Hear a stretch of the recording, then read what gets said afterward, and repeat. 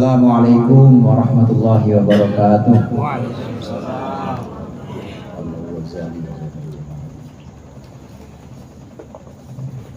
Al-Fatihah.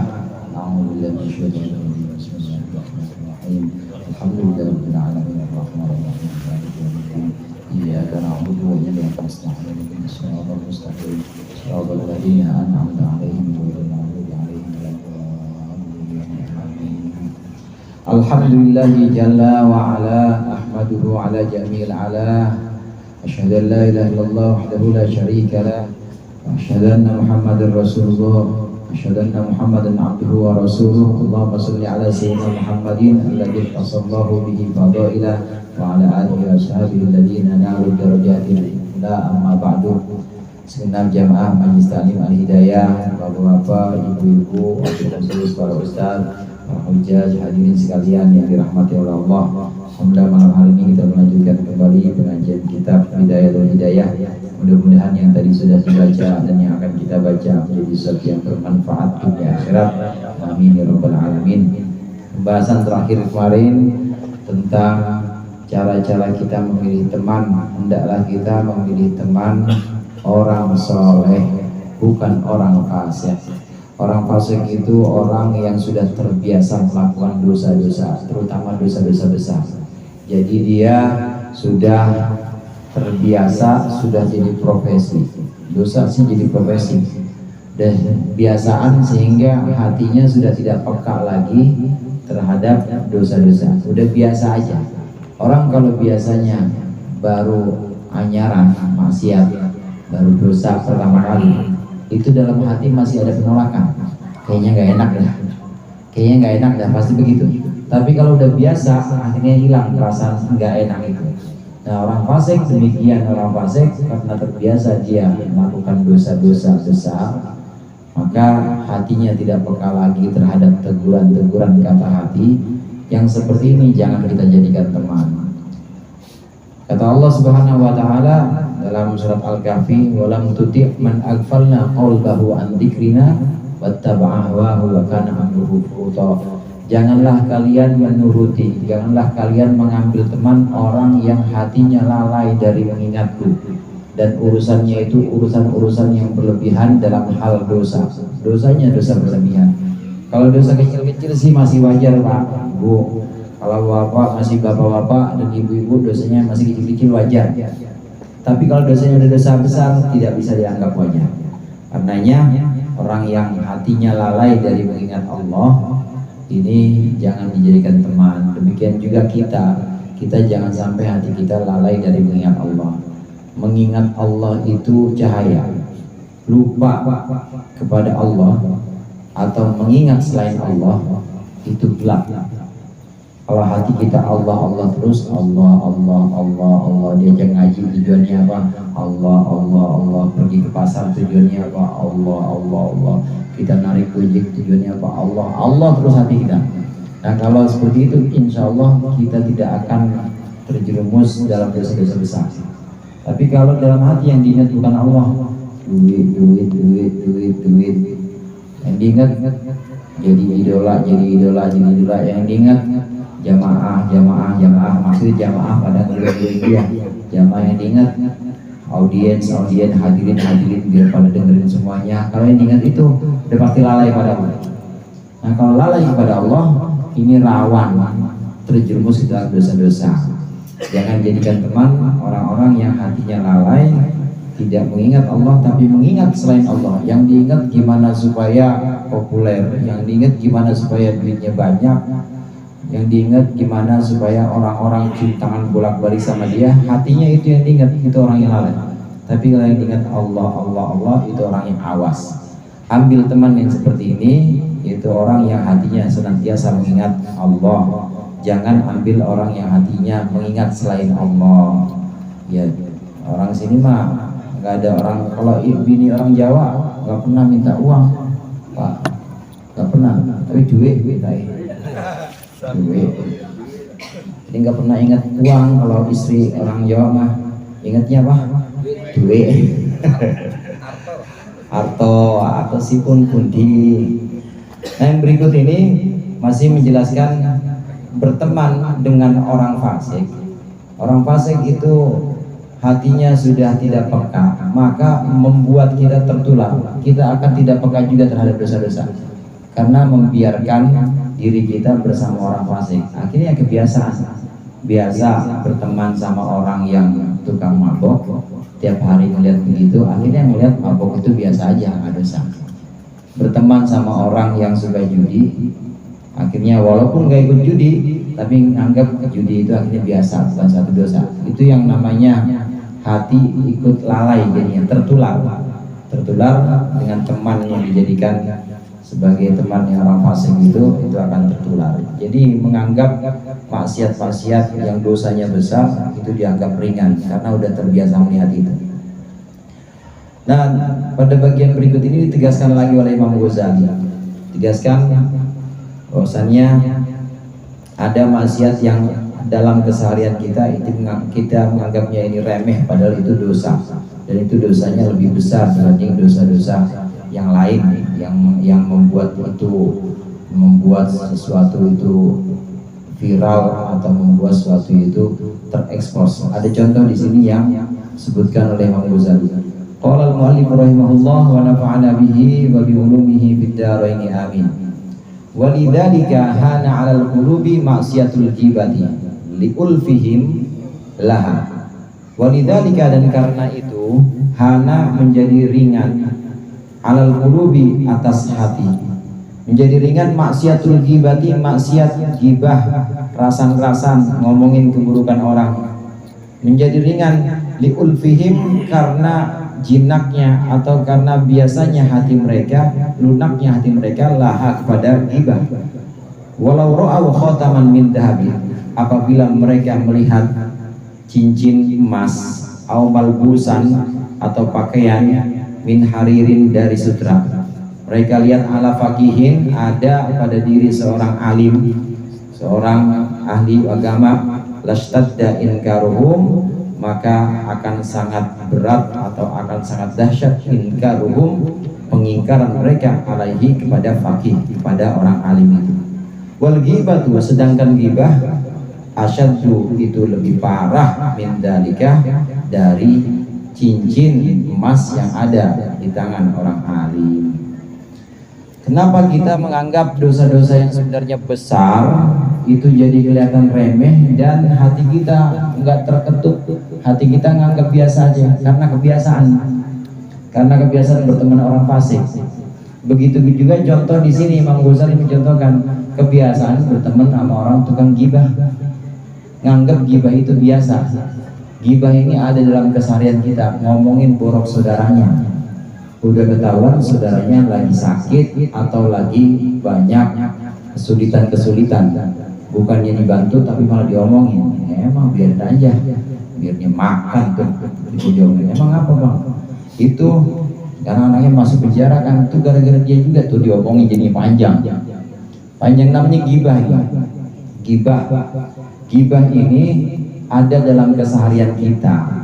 Gibah ini sama seperti berteman dengan orang fasik. Kalau kita menganggap gibah ini sesuatu yang biasa, dengerin, kita kemudian nanggepin atau kita diam aja terhadap gibah itu, maka bahayanya gibah dalam hati kita nggak akan berasa, karena kita menganggap itu biasa-biasa aja. Makin sering soalnya, karena kebangetan sering, terlalu sering kita menganggap atau terlalu sering kita mendengar itu, kita anggap biasa, besok lagi biasa, padahal itu dosa besar. Makan bangkai saudaranya sendiri. Ini bahayanya ghibah. Imam Ghazali membuat contoh ini dibandingkan saudara. Bapak Ibu hadirin rahimakumullah, kalau saya ngajar, kira-kira kuping saya tindik gimana? Saya tindik satu sini, terus di belah mata saya sini ada yang ini, di atas alis ada tato dikit, gimana? Kira-kira gimana? Saya tohir nih, kira-kira ini gimana? Ustaz, lagu apa sih? Lagu apa sih? Mama juga, Ustaz, ngapain begitu? Ngajar segala ditindik. Pasti pada ingkar apa pada setuju? Pada ingkar. Ingkar itu maksudnya nentang. Pada nentang apa pada setuju saya pakai tindikan? Ingkar pasti pada ingkar. Contoh Imam Ghazali di sini, orang alim atau orang ngerti agama pakai cincin emas kan haram, atau pakai bajunya baju sutra kan haram. Itu ngajar pakai baju sutra, pakai cincin emas, tambahin lagi sama saya tadi, ditindik lagi kupingnya, ada tatonya, pasti bapak-bapak itu pada ingkar atau pada nentang semua. Ustaz, lagu-laguan, besok mau datang lagi Ustaz, begitu gak kira-kira? Pasti. Nah, gibah itu Bapak Ibu lebih parah dibanding saya pakai tindikan anjing. Lebih parah dibanding seorang tahu agama tapi dia tatoan, ngajar. Gibah itu lebih parah itu. Lebih parah dari itu dosanya dibanding dosa orang yang pakai tindikan anjing atau pakai tato, ngajar pakai tato. Itu dosa gibah ini lebih besar dibanding pakai cincin emas atau pakai pakaian sutra atau tindikan dan tatoan. Dosa gibah lebih besar. Kenapa kok kita nggak berasa hati kita? Kenapa kok hati kita nggak peka? Ada orang gibah kita dengerin, kadang ditangkepin. Kenapa? Karena kita berteman sama tukang gibah. Itu hari demi hari, waktu demi waktu, karena kebiasaan denger itu, maka jadinya hati nggak peka lagi. Kemarin yang saya bilang, kalau udah kebiasaan tinggal di pelbak, tempat sampah, hari pertama, kedua, minggu pertama masih berasa bau. Nah besokannya hidung itu udah nggak peka lagi, udah biasa aja, udah nggak peka karena memang hidungnya udah buntu. Hati juga begitu. Semakin sering berteman pada orang fasik, dengan orang fasik semakin sering kita mentolerir atau menganggap wajar dosa-dosa seperti ghibah, maka hati juga tidak akan peka, dianggap biasa. Padahal ghibah itu dosanya sangat besar. Karenanya jangan kita gibahin saudara kita. Kalau mau langsung aja ngomong ke orangnya, bang sini bang, saya mau ngomong. Emang abang manggilnya udah bukan abang, manggilnya udah bukan ustadz. Panggilnya sini bang, abang lagu apa tuh ditato? Udah tahuan orang-orang pada dengerin ngaji ditato segala, itu kuping pakai tindikan segala. Mendingan begitu dibanding nggak ngomong di depannya, tapi selesai ngaji ustadznya pulang diomongin, ustadz lagu apa? Udah nggak usah datang lagi deh, gantiin aja sama ustadz Doni, mendingan dia daripada saya, daripada ustadz itu tatoan segala tindikan. Lebih bagus Bapak Ibu ngomong langsung ke orangnya. Sini saya pengen ngomong bang, emang ngapa mulanya bisa sampai begitu, ada ini apa masalah di rumah sampai tindikan, ngomongin langsung daripada gibah. Gibah itu kerjaan orang pengecut Pak, kerjaan orang penakut, nggak berani ngomong di depan orangnya tapi ngomong di belakangnya. Itu dosanya dosa besar. Hati kita juga jangan dibiasakan untuk mentolerir atau menganggap wajar rasan-rasan ngomong keburukan orang. Begitu ada orang ngomongin jelek orang lain, langsung kita tinggal. Kalau kita terpaksa, kayaknya nggak mungkin ninggal nih. Orang yang ngajak ngomong bos gua tinggal bisa nggak gajian dia, kayaknya besok nggak bakal gajian kalau kita tinggal. Tuh bos emang lagi ngomongin, banyak zikir aja, banyak zikir Allah Allah Allah Allah.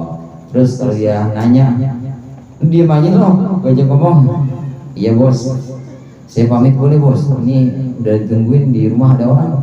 Ya udah, pamit dah, pamit. Jadi jangan diiyain, jangan nanggepin, jangan banyakin zikir. Ketika ada orang gibah, ngomongin saudara kita, ngomongin orang lain, banyakin zikir Allah Allah dalam hati. Kalau mau lebih ini lagi, lebih paten lagi, zikirnya kencang di muka dia.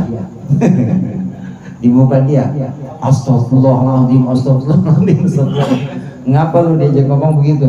Abang gibah mulu, ngomong yang lain apa? Yang ngomongnya itu lebih baik begitu.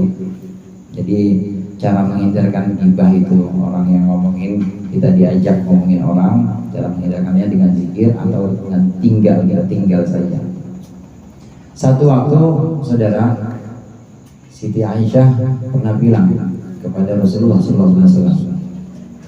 Beliau bilang, hasbuka ya Rasulullah min sifati annaha kada wa kada. Gampang Rasulullah nyiriin dia mah. Dia itu orangnya begini-begini. Maksudnya orangnya kuntet, kate, kayak botol Yakult. Tahu botol Yakult? Zaman dulu belum ada Yakult, tapi Siti Aisyah pernah ngomong gitu. Rasulullah marah sudah. Ya Aisyah, laqad mazajta laqad qulti ya Aisyah laqad qulti kalimatan law mazajta hadhil kalimat ila ma'il bahr lam muzijat ma'ul bahr. Aisyah bisa ngomongin perempuan lain. Gampang kalau nyirin dia mah Rasul, dia mah orangnya pendek, kuntet kayak botol Yakult. Kata Rasulullah, Aisyah, kamu udah mengucapkan kata-kata yang kalau dicampurin ke laut, maka laut akan berubah rasanya kagak asin lagi. Sedih sih dia Aisyah. Itu gibah, saudara. Bahayanya gibah seperti itu. Jadi biasakan mulai dari sekarang, tinggal aja orang yang lagi gibah, orang yang lagi ngomongin orang lain. Biasanya tukang gibah itu, dan saya nggak ngomongin sih, orang emang kenyataannya begitu Bu ya. Saya mah kagak ngomongin emang kenyataan.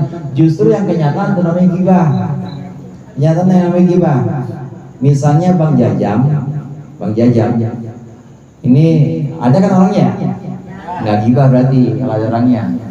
Misalnya Bang Jajam kagak doyan daging kambing.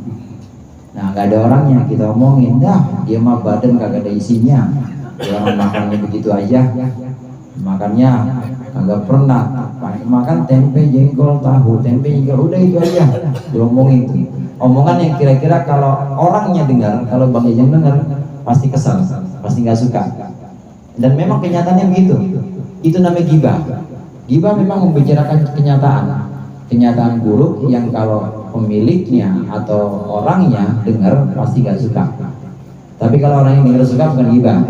Misalnya saya ngomongin Bang Jajam ke jamaah hidayah, itu rajin Bang Jajam itu.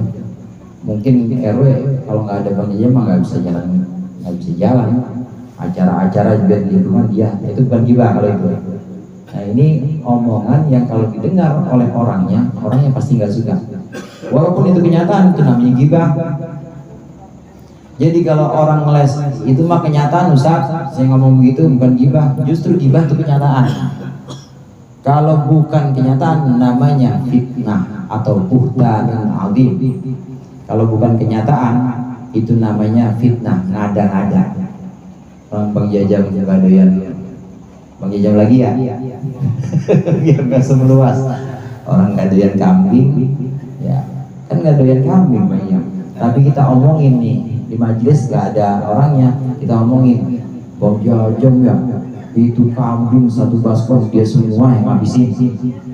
Gulai kambing dia semua yang ngabisin. Kenyataannya emang kan nggak doyan kambing. Itu namanya fitnah, dan itu keji juga, sama dosa yang besar juga. Ada fitnah ini kalau tidak sesuai kenyataan, buhtan adzim bahasa Al-Qur'annya. Buhtanan adziman, fitnah kalau bukan kenyataan. Kalau kenyataan namanya gibah. Gibah itu aja udah dosanya udah besar banget.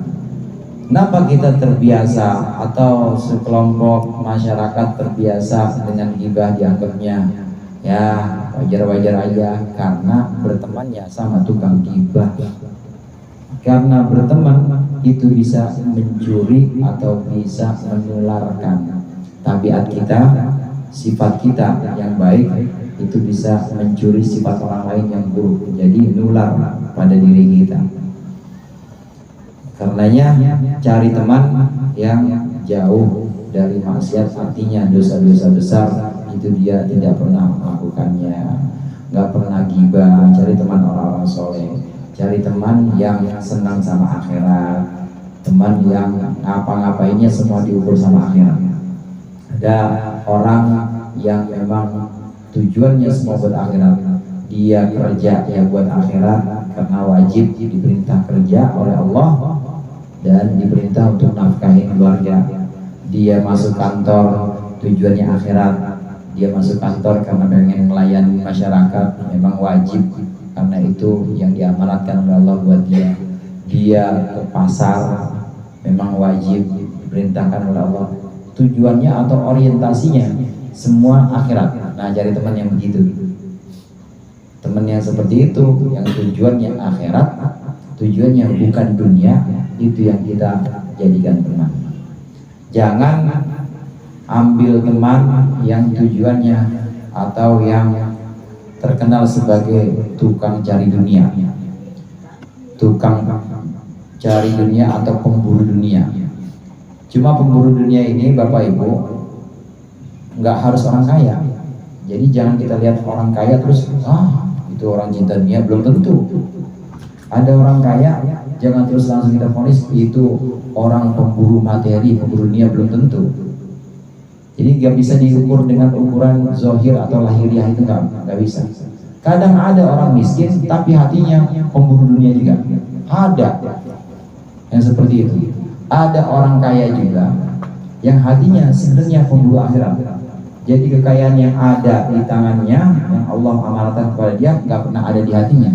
Kalau orang minta dia kasih, ada yang hilang dari dia nggak pernah ngeluh. Bahkan alhamdulillah saya nggak repot-repot ngurusin lagi. Ada yang seperti itu, walaupun jarang. Demikian juga orang miskin. Ada orang yang miskin kelihatannya nggak duniawi, materi jauh dari dia, itu hatinya dunia mulu, ada juga. Syekh Abdul Hasan Asy'adili pernah ketemu seorang kelihatannya orang zahid atau orang yang jauh dari dunia, benci kepada dunia. Kemudian datang, dan ini orang ini murid dari seorang guru, sama gurunya juga begitu. Gurunya juga jauh dari dia, miskin, zuhud, miskin. Sedangkan Syekh Abdul Hasan Asy'adili kaya, hartanya banyak, kuda-kudanya itu kendaraan. Jadi kuda-kuda bukan kuda-kuda pencak, bukan. Kendaraannya itu kalau sekarang ya udah kendaraan BYD, Denza pada mereka ya pokoknya kendaraan yang mewah-mewah. Rumahnya kayak istana. Syekh Abdul Hasan Asy'adili. Datang orang ini, murid dari seorang guru datang. Salam, wahai Tuan Syekh Abdul Hasan Asy'adili, salam dari guru saya. Kata guru saya, Tuan ini katanya terkenal wali, tapi kok kaya raya begini, wali model apaan? Kata guru saya. Kata Syekh Abdul Hasan Asy'adili, sampaikan salam juga kepada gurumu. Gurumu itu meskipun miskin, hatinya dunia mulu. Begitu saudara. Ada yang begitu, yang memang kelihatannya dia miskin, emang nggak ada urat kaya, nggak ada, miskin aja, tapi dia nggak ridho terhadap kemiskinan itu, memburu dunia terus. Yang namanya takdir, dia nggak bisa dilawan. Emang Allah takdir dia miskin, mau dia ubah kerjanya, kepala jadi kaki, kaki jadi kepala, mau dia tambahin jam kerjanya, tetap miskin aja, namanya takdir. Tapi nggak ridho dengan takdirnya, masih terus memburu dunia, itu pemburu dunia, meskipun kelihatan miskin. Jadi pemburu dunia atau pencari dunia nggak bisa kita lihat dari tampilan zahir. Nah, untuk orang-orang yang berburu dunia seperti ini, kalau kita tahu memang dikit-dikit dunia, dikit-dikit dia pengen di alam, dikit-dikit dia nanya gimana gua, kira-kira gua udah ini belum udah pantas belum, udah keren belum di mata orang-orang. Semua sanjungan yang dicari. Kalau kita tahu sifat orang-orang seperti itu, maka jangan jadikan teman. Tapi cukup kenal aja. Kalau kenal mah boleh, kenal, nyapa boleh. Tapi kalau jadikan teman dekat jangan. Karena nular, pasti nular. Tapi kalau ada orang kaya misalnya, bandingannya ada orang kaya dan dia tidak pernah kelihatannya, kita tahu kekayaannya itu nggak pernah ada dalam hatinya. Kalau hilang nggak pernah ngeluh, dan kayaknya ada disumbangin sama dia. Kalau minta apa-apa sama dia, ya kita, ya orang pasti dikasih. Dan mukanya selalu bersahaja, kelihatannya dia memang tujuannya akhirat bukan dunia, hatinya tidak dikasih dunia, meskipun kaya temenin. Itu caranya. Jadi bisa juga dinilai dari fenomena atau kecondongan orang itu. Dia condong atau cenderung kemana? Kalau cenderung kepada ridho, cenderung kepada qanaah, dia ridho terhadap takdir Allah, ditakdirkan bandanya hilang, takdirkan kaya, kemudian harus kasih orang, dia ridho dengan itu, maka di akhirat. Orang miskin juga begitu, kalau dia ridho dengan ucapan itu, nggak pernah pengen pindah dari kemiskirannya, berarti akhirat temenin. Demikian kita menjadi teman adalah orang-orang yang hatinya mengingat Allah. Dengan mengingat Allah maka hatinya bercahaya. Kalau hati bercahaya, pasti tujuan segala langkahnya di dunia ini tujuannya akhirat. Dia mau ngapain aja, tujuannya bukan dunia, bukan materi, bukan sanjungan, bukan demi perut, bukan demi keinginan, tapi untuk akhirat semuanya. Nah, mudah-mudahan kita dapatkan teman-teman yang seperti ini. Allah tuntut kita untuk bisa sesuai, untuk bisa mengikuti teman-teman yang soleh ini. Mudah-mudahan bermanfaat. Kurang-kurangnya mohon maaf. Allahul muwaffiq ila aqwamit thoriq. Wassalamualaikum warahmatullahi wabarakatuh. Waalaikumsalam.